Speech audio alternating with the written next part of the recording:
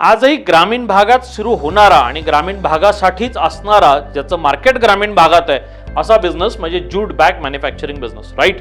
So हा business तुम्ही ग्रामीण भागात सुरू करू शकता आणि याचं मार्केटही तुमच्या जवळ आहे. मार्केटिंग करण्यासाठी शहरांमध्ये जाण्याची आवश्यकता नाही.